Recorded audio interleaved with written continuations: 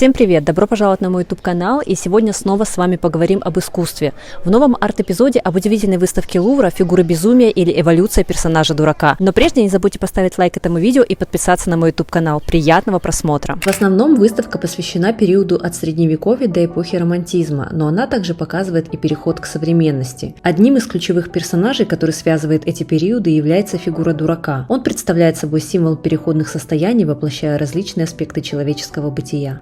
Латинская этимология слова «fall folly» вызывает ассоциации с ветром, мехами или надутой волынкой, иными словами, с головой полной ветра. В общей сложности на выставке представлено порядка 300 экспонатов. Классно, что на выставке есть отдельные таблички и навигаторы для детей. Первый зал показывает нам образ дурака, отражающий социальные и религиозные аспекты Средневековья. Шуты часто изображались как фигуры, высмеивающие пороки общества, служа инструментом критики и саморефлексии. Средневековая культура видела мир как пространство на грани между порядком и хаосом. Вне социальных рамок существовали иные – безумцы, фокусники, изгнанные. Их не обязательно осуждали, но они оставались на периферии. Этот маргинальный мир оживал в гротескных и пародийных существах на полях рукописей, в скульптурах, витражах. Он был неотъемлемой частью визуальной культуры XIV века. Гаргулья церкви Сен-Дени.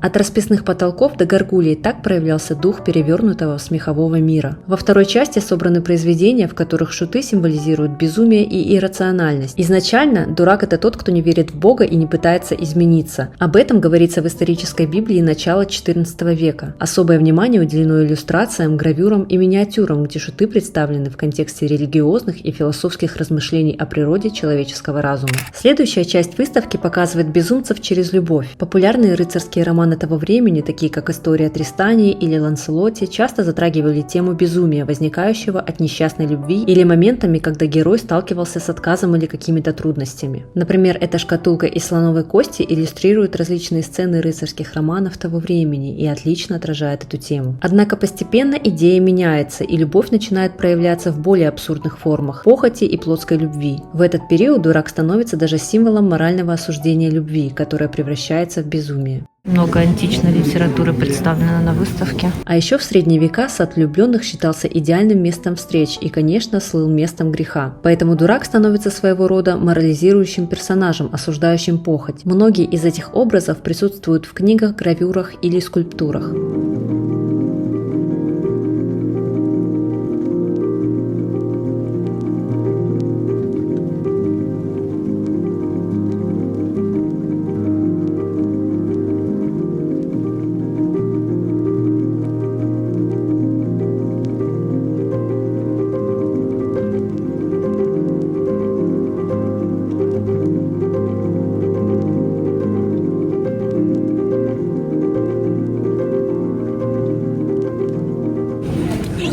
Век. Дурак этого времени балансирует между любовью и смертью. Этот мотив встречается в произведениях, которые изображают мимолетность жизни, часто используя символы вроде черепов. Вообще, мне кажется, надо ходить на такие экскурсии обязательно с гидом, чтобы он вам рассказывал про эпохи, вообще про содержание, потому что достаточно, мне кажется, сложновато для самостоятельного изучения. А вот эта маленькая скульптура называется «Лямур» и «Лямур», что означает «любовь и смерть». На французском просто очень созвучны эти два слова. В танцах смерти смерть ведет за собой весь человеческий род, от папы и короля до шута и торговца, символизируя неизбежность конца и бренность существования.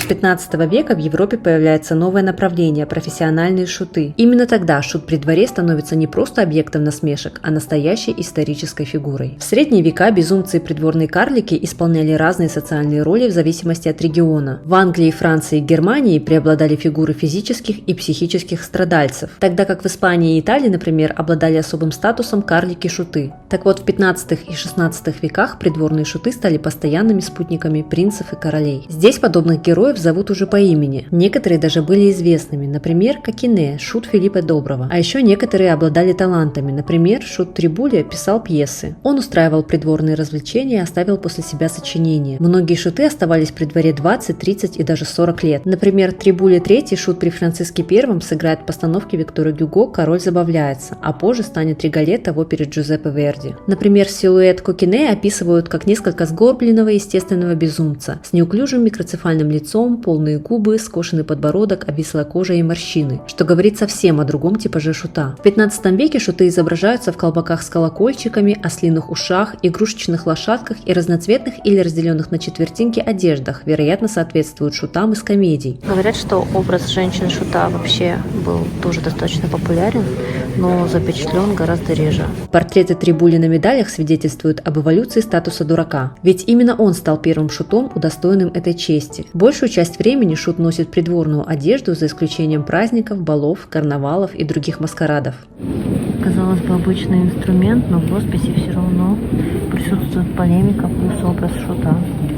Достаточно большое собрание гобеленов на выставке, но это не мудрено. Образ дурака теперь и в предметах повседневного обихода. Он стал элементом шахматных партий, фигурах в карточных играх и, конечно же, таро. Смотрите, с самого края. Это первые карты таро с изображениями шутов.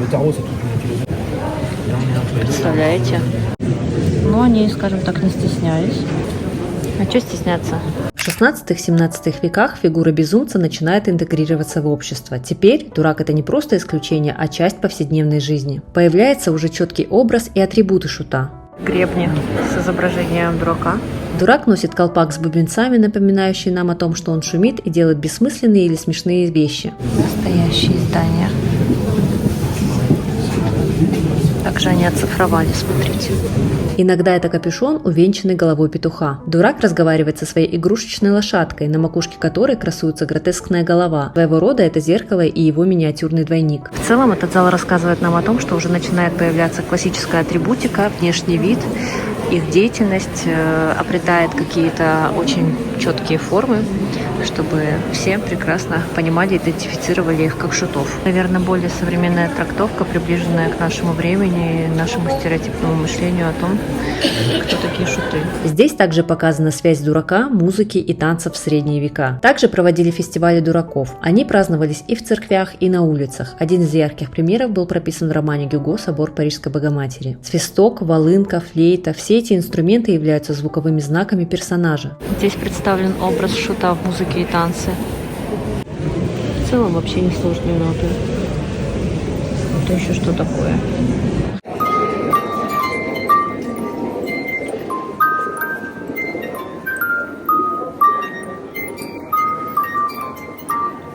Полоски – это важная особенность одежды, преобладающие цвета – желтый или зеленый. Наконец, шут часто смотрит на зрителя с насмешкой. Изображение дураков, вылупляющихся из яиц, было распространено в начале 16 века. Поедая эмбрион цыпленка, безумец, по-видимому, берет на себя ответственность за происхождение своего собственного безумия. А дурак, смотрящий сквозь пальцы, намекает на мужа, закрывающего глаза на измену жены. Вообще указано, что этот жест пришел из Германии и Нидерландов, и он означает, наверное, всем известную поговорку «смотреть сквозь пальцы». Он использовался для мужей, которых обманывали жены, как символ закрытия грехов. Подобное было описано в одной из глав романа Себастьяна Бранта «Корабль дураков». То есть из-за чрезмерной терпимости развиваются грехи. В германских и голландских регионах игрушечную лошадку могла заменить ложка. Она ассоциировалась с грехом чревоугодия.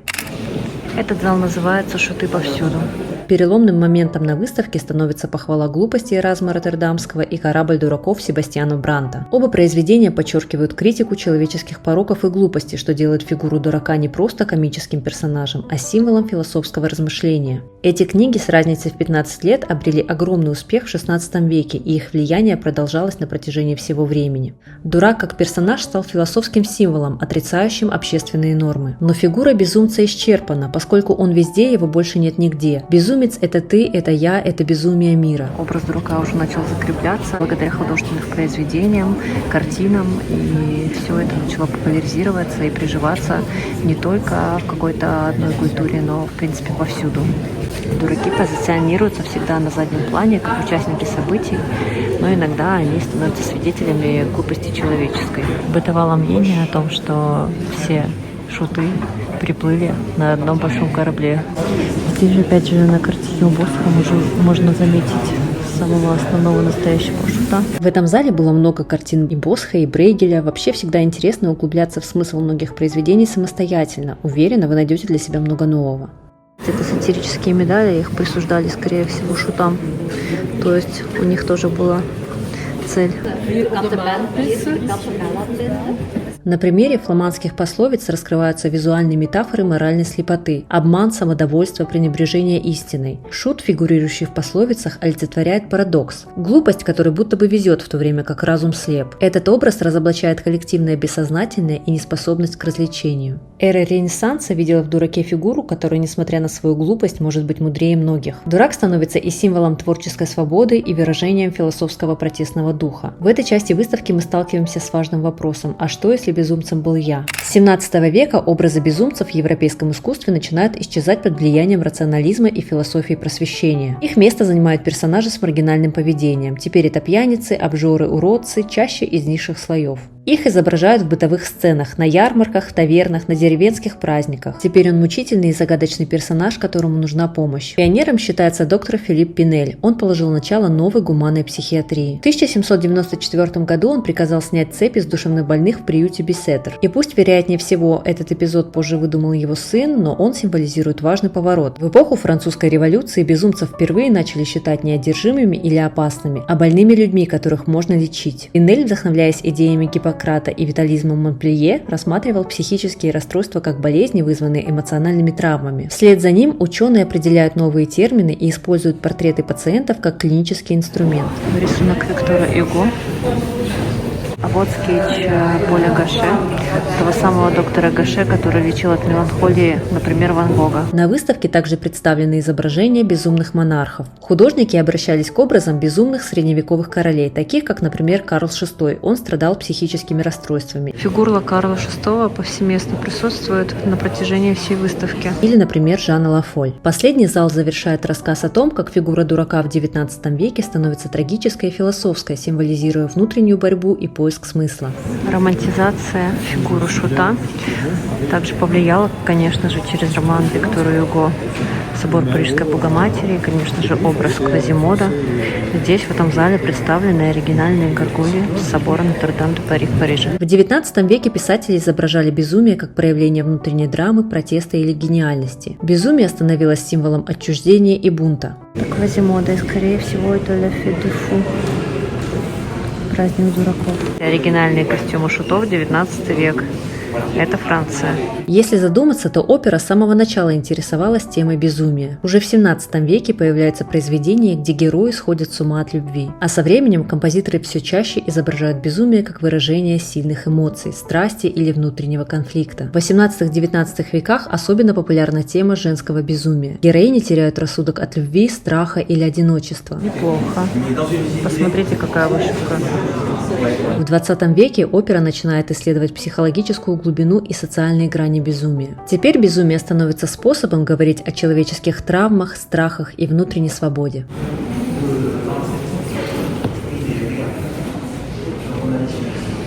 Квазимоду.